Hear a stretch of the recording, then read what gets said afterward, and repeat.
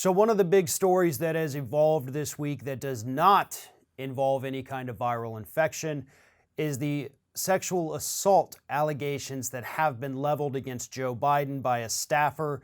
These allegations date all the way back to 1993 when the former staffer, a woman by the name of Tara Reade, claims that Joe Biden had forcibly pushed her up against the wall. She was wearing a skirt at the time. He took his hand up under her skirt and allegedly penetrated her with his fingers. I'm not going to go into, obviously all of the details with this, but that is the story that Tara Reade has come forward with. These allegations were made public earlier this year, but she told the full story earlier this week on the Katie Halper Show. The Intercept has also looked into this. They have interviewed friends and family members of Ms. Reade who do confirm that at the time she told them that this happened. Now, here's the thing we have to deal with right now, and we do have to address this. This is not a story we can ignore. This is not a story where we can just say, oh, she's lying, she's making it up, right? And Joe Biden himself has said that when a woman comes forward with a story, it's our obligation to believe her. And it is. All right, that's what the whole Time's Up movement is about. The whole Me Too movement is about. And actually, that's also where the story starts to get a little bit more weird, right? Because according to The Intercept, Ms. Reade did go to the Time's Up Legal Defense Fund earlier this year, tried to get them to take this on, and they declined. They said, well, we can't do this because that could affect our nonprofit status because you're talking about going after a presidential candidate, so we can't get involved with this at all.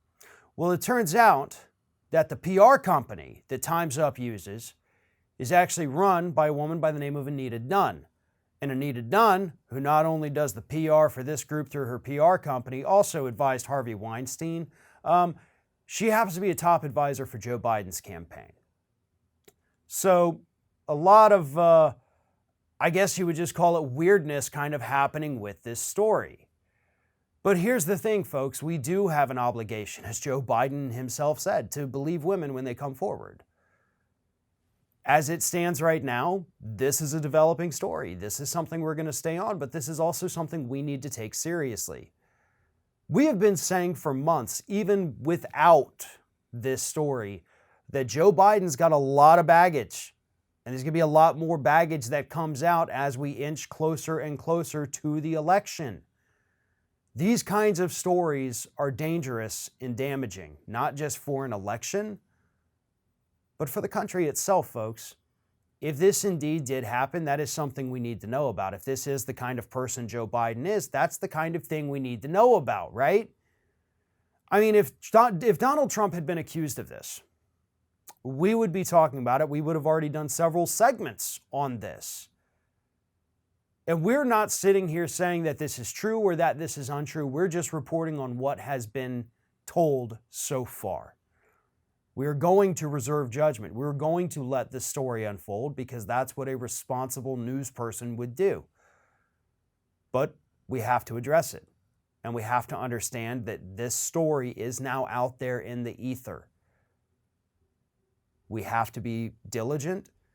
We can't jump to any conclusions, but we do have to understand that there are stories out there about Joe Biden, his behavior with women, that are unsettling, and we cannot overlook those. We don't overlook them with Donald Trump, and we're sure as heck not going to overlook them with Joe Biden either.